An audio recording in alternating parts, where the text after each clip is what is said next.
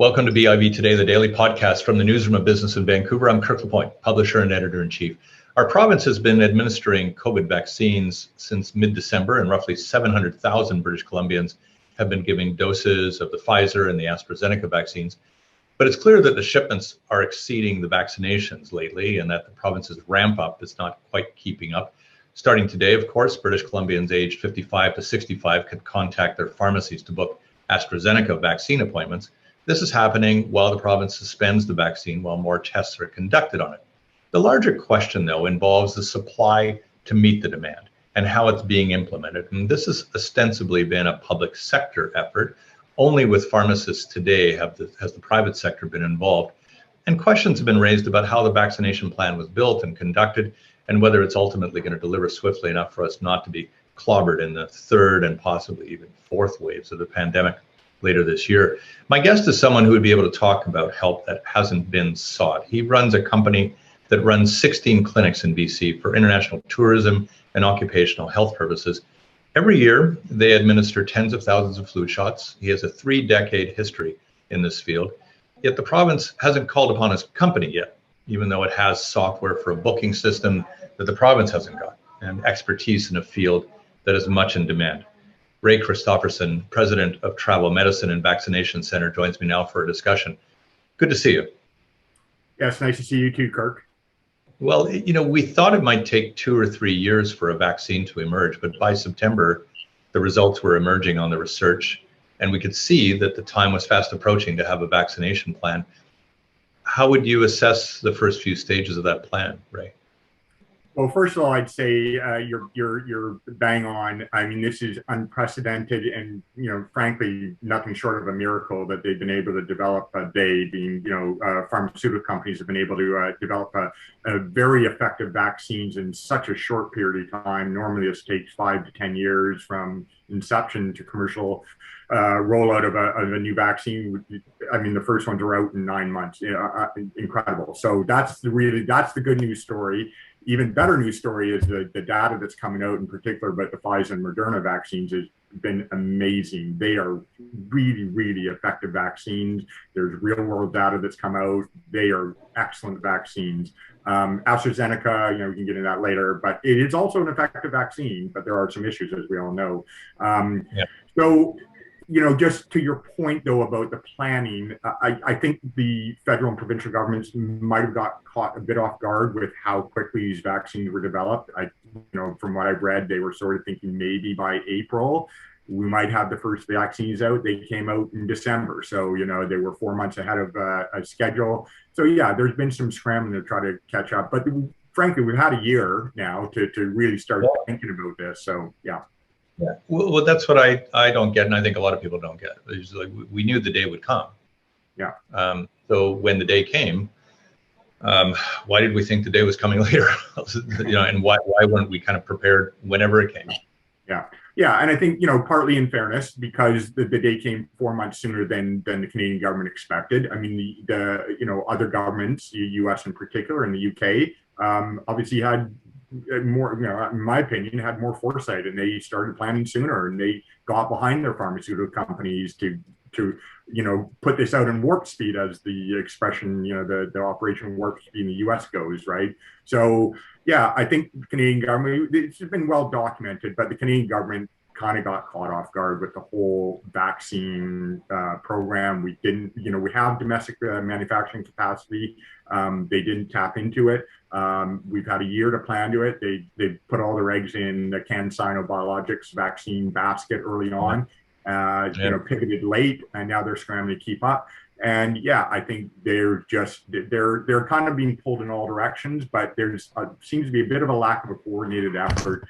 Of course, that's partly also exacerbated by the fact we have 10 individual provinces and healthcare is in their jurisdiction. So you've got the federal government overseeing things, but they have to deal with each individual province with different priorities, different mindsets. So yeah, but that's still no excuse. We should be better prepared than we are right now for the rollout. Especially, go ahead, Kirk. What do you see as the main pain points, though, now in the next few weeks? Where is the Where's the problem most going to be centered, do you think? Okay, so again, I'm speaking as a non-medical person. I run a travel medicine vaccination clinic for 30 years, but I'm not a healthcare practitioner. But I have a lot of knowledge over that period of time and experience about what works and what doesn't work. And of course, we're fully private companies, so we don't have any direct relationship with the health authorities, but we collaborate with them from time to time. So the way I see it, the pain point for this. Canada, having been sort of dropped the ball initially, so we're talking federally, they have scrambled and done a relatively good job to procure more vaccine. That's great. Okay, we've got some hiccups with the AstraZeneca vaccine, but they're getting millions more doses of the Pfizer and Moderna. I mean, they're talking about getting a couple million doses a week for the next number of weeks, right? So the problem right now is the provincial governments who have jurisdiction over the administration, the rollout and administration of the vaccination programs are scrambling to try to keep up. Having also been kind of caught off guard with how quickly the vaccines are coming on stream, they're scrambling to try to keep up with, providing the immunizations, and each province has taken a slightly different approach to it. Of course, they're all being led by public health officials, and that's fine, and that's the way it should be. But for example, in Ontario, they already a couple of weeks ago co-opted doctors and pharmacists to get involved in helping with the administration of the vaccines. BC, up until today, you pointed out things have changed since you wrote your editorial a couple of days ago, but BC has now co-opted some pharmacists in the lower mainland only to help with the administration of one vaccine, the AstraZeneca. There's a reason why they're only using that one, because it's fridge stable. The other ones, they need to be super cooled. So there is an issue there. So the pharmacists are now involved, but no doctors' offices have been involved in the vaccination, even though they're seeing patients all the time. They know their patients best. I know that the doctors at BC has been lobbying the government to get involved. But to date, no doctor's office been involved. We run specialty vaccination clinics. That's our business, and it's in our name, Travel Medicine and Vaccination Centre. We've been doing this for many, many years. We could and we do a lot of mass vaccination clinics, like workplace flu clinics every fall, and we've set up other types of mass vaccination. We could easily get involved in this and help out, perhaps sending our team of nurses out to companies' premises and doing the shots on site. But to date, we have not been contacted. Yeah, I mean, you're not a mystery here. You're involved in COVID testing, right? And we're doing that as well. Yes. And you're helping the film and television industry keep going with testing every day. But why do you think you're not being enlisted here, Ray? I don't know. So again, just speak to the point about BC in particular. Up until today, when pharmacists got involved, all of the vaccinations have been administered through public health run clinics, and they've been hiring thousands of nurses, pharmacists. I work in medical clinics. I actually got my shot already, first shot, and I got it from a pharmacist. Okay, that's fine. It's great, right? But I'm not. I think the charitable answer is because the Pfizer and Moderna vaccines, which were the only ones available up until just recently, need to be kept super cooled at minus 60, 70, 80 degrees. We don't even have the infrastructure. We don't have the freezers that can go to, if they'd asked us, we would have bought them, maybe with some financial assistance. That's fine. And we could have installed them into our offices, but that we were never talked to. I don't want to harp on this, but I've seen this play out before. About 11, 12 years ago, there was a mini flu pandemic. You may recall in 2009, 2010. And there was a special vaccine that was developed specifically to target that flu strain. And we typically get flu vaccine, we buy it privately, and we also get some from the provincial government for those who qualify for free ones. We typically get it in early October, late September, early October. We were begging to get some of that vaccine for months, and yet it was being controlled, totally controlled by public health. They set up their own clinics. October, November, December 2009, you could only get a shot from a public health clinic, and people were lying, especially when a couple of kids died early on during that pandemic. People were desperate to get shots, and there was most people probably don't remember, but I do because I was involved in it. People were lining up around the block, clamoring to get shots, and we were begging, said, give us some vaccine. We can go and do it in workplaces. We didn't end up getting vaccine until January, and by that time, sort of the rush was over for it. But that's an example, and I see the same thing playing out again this time. And I can't really. I have my theories, but I'm not gonna. Well, I'm going to test one of your theories on this one. I'll bet. Yeah. Is this a public sector, private sector ideological issue? Okay, I'm going to state my bias. Obviously, I'm a private sector provider, but I've been at this for 30 years, and yeah, there's issues that keep repeating themselves, and it kind of waxes and wanes depending on which government is in power and their bias towards public or private sector. And of course, healthcare is a big hot button item with the private sector. There's no doubt about that, right? Okay. But in my opinion, they're not mutually exclusive. They can work together, and they should work together. And I think we need to get beyond this public-private, one's better than the other. Why don't we work together? And we would gladly help out, and we have the infrastructure. We can do this. But there seems to be, in my opinion, a bit of a bias against co-opting the private sector. Of course, they're doing it with the pharmacies. I mean, they're all privately. Yeah, well, exactly. I want to know about that because the pharmacies are not. Well, yeah, I could comment more about that, but I'll refrain. I've had discussions with the Ministry of Health over that, and there seems to be a bit of a bias. Frankly, I will say there is a bias, in my opinion, based on some conversations I had, towards preferentially working with pharmacists versus doctors in regards to immunizations. Yeah, that's about all I'll say about it, right? But I think they need to, especially as more vaccine comes on stream, this is going to get to be a bigger problem, Kirk, as over the next few weeks, when millions more doses are coming on stream, they do not have the manpower right now to handle all the volume, right?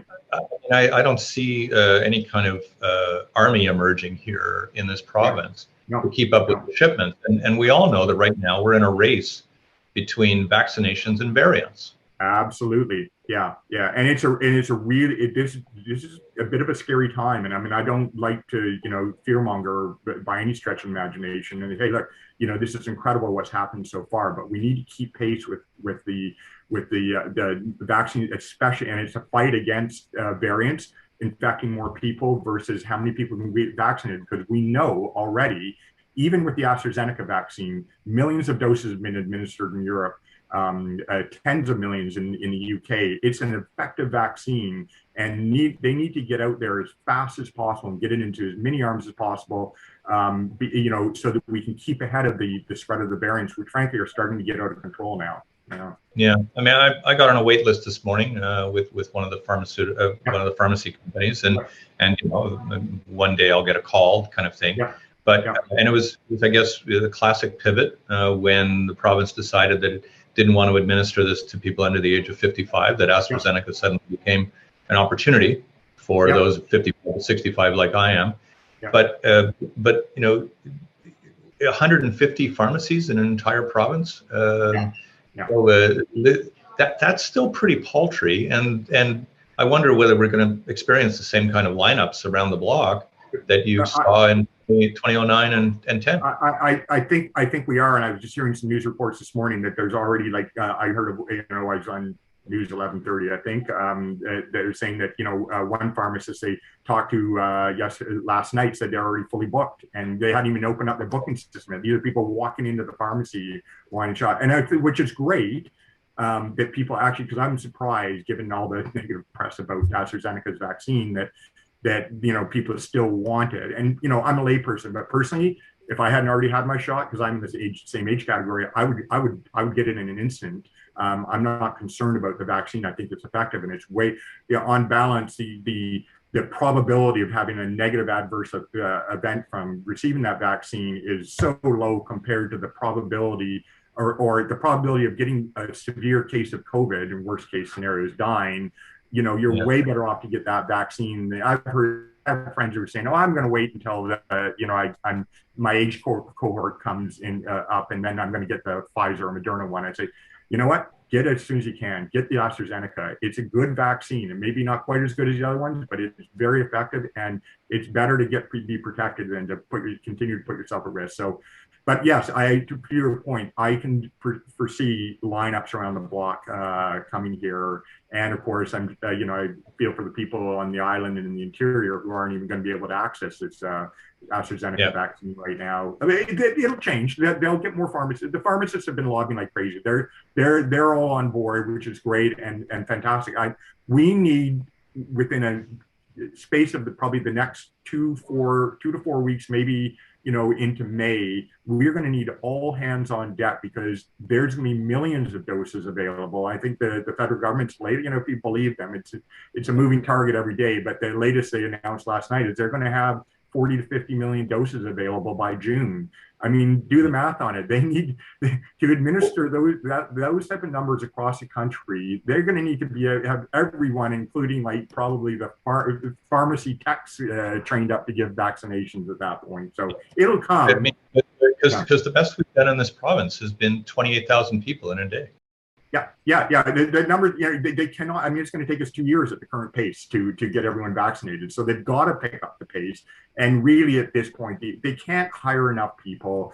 Governments, you know how it is. They can't move that quickly, right? They're big bureaucracies. You can imagine how many meetings are involved in even just deciding to get pharmacists involved, right? They need to, get on it and start co-opting getting all hands on deck and planning now rather than waiting until the vaccines are here and then scrambling and cutting deals, or whatever, right? But that's the way I see it. But I've been in this business a long time, so I've seen the good, the bad, and the ugly. Yeah. Well, but your experience is entirely important in this one. And last area I want to get to, because I think likely the innovation in the vaccination process is going to probably come out of the private sector somewhere.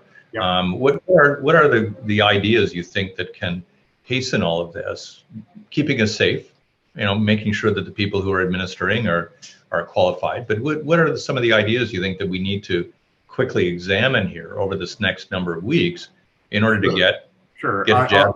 I'll talk about the short term and the long term. So the short term is they need to get creative and actually work with private sector partners like us. Like, I have an idea, if the concern about the Pfizer and Moderna is they need to be super cool, and so therefore they want to have them, set freezers at, public health locations, which is what they're planning to do. It's only the AstraZeneca vaccine that's going to pharmacies because it's fridge stable, right? So that's what that's why they put that one into pharmacies. Well, here's an idea. We do mass workplace flu vaccination clinics every fall. We have teams of nurses go out with vaccine kept on ice and taken out to companies' premises, and we do it. So we make it as convenient as possible for people getting immunized, right? And companies gladly pay for it, right? They're happy because they want to keep their workers healthy and not booking off sick for a week or two with flu every winter. So anyway, we could do something similar with these, even the Pfizer, Moderna. You would just need to, for example, just get refrigerated trucks. They transport these vaccines around on dry ice in refrigerated trucks. There's lots of, there's food, seafood, frozen foods, frozen seafoods, everything, there's tons of things that get transported around by truck. You could set up a mobile flu clinic with the vaccines kept in a super cool frozen state in the back of a refrigerated truck with dry ice, and then just pull them out. Obviously, you got to be careful how you handle it, but it can be done. It's not that difficult. And then we could have a team of nurses going around to companies' offices or setting up mobile pop-up clinics where the demand is. I could do that, no problem, right? I mean, obviously, it takes a little bit of planning. You can't just do it tomorrow, but we could do it quite quickly. It's maybe not a nice analogy, but I mean, a couple of people have said to me, you almost need the food truck model here. Yeah, that is actually the analogy I'm talking about, is having a mobile, almost like a food truck, but and then you could actually have an immunization clinic. But what you would do is you'd have a reefer truck, and then you set up a pop-up tent or something like that, so that the staff, and they can actually be working outside. We've done it for blood donations in the past. No, it can be done, but so far it's not being done. But I hope someone sees this and not give me a call or give someone else a call who's been in this. But I'm not the only one who does this. There are other companies, health nursing organizations that are involved. So, Kirk, maybe just, if I got a second, I just want to look at just one more sort of big big picture, longer term shout out, I think it's also important to recognize that it started right at the beginning of this. You know, talking about working with the private sector, the United States and the UK were very smart. Right out of the gate, they targeted the big pharma companies, the ones that, you know, tend to get a bad rap sometimes. And, you know, there's a great article in Globe and Mail a week or two ago about just, you know, the bias against big pharma in Canada, and particularly in the vaccine industry.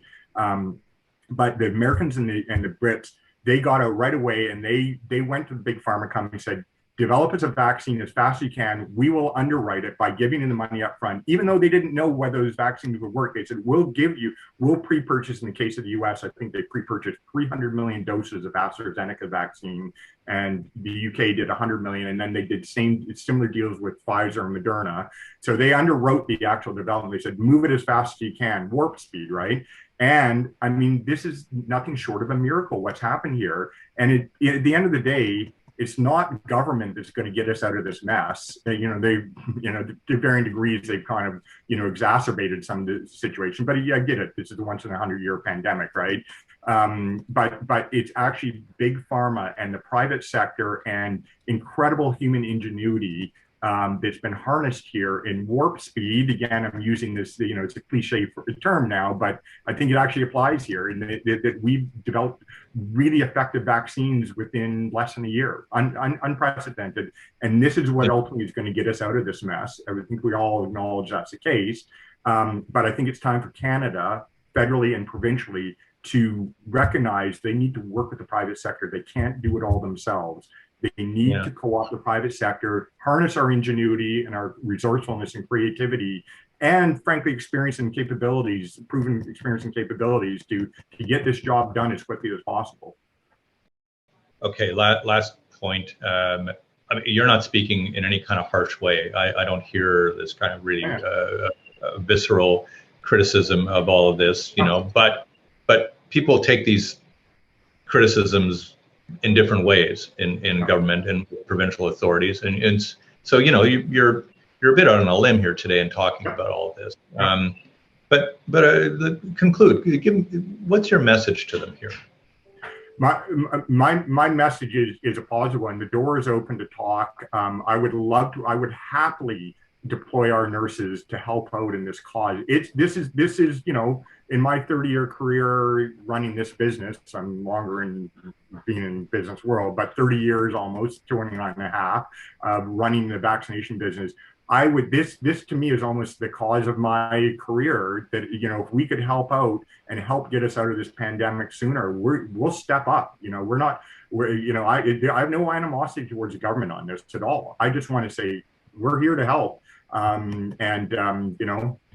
Pick up the phone call. It's Google my website online. You know how to get a hold of me, right? And we're here to help. So, yeah. Well, I hope someone's watching, and hope that hope you get the call. And I want to thank you for talking today. I appreciate the fact that this is not an easy circumstance for you to be public like this, but these are unusual times, and you can't be a shrinking violet in this time. So well, and I'm glad that I responded by email to your editorial the other day, and I thought you were bang on with your editorial, and I think it's time that people in the business community started to step up and in a positive way, in a constructive and positive way, to say, look, things are not keeping pace. Someone needs to, point this stuff out, and also then, the end goal is provide solutions, not just criticize, but actually offer up solutions. And so people, a lot of people read your magazine. I'm an avid reader, and if we can get the message out, that's great. And the more we can sort of proactively and constructively sort of keep pushing the government to look at the private sector as part of the solution to the problem, I think that's a win-win all around. Yeah. Well, keep reading us, right? For goodness sake. Yeah, we need that. I want to thank you for your time today. It's been great talking to you. Okay, thanks, Kirk. Okay, bye. Ray Christopherson is president of Travel Medicine and Vaccination Centre. I'm Kirk LaPointe, publisher and editor-in-chief of Business in Vancouver. Thanks a lot for watching. We'll see you again.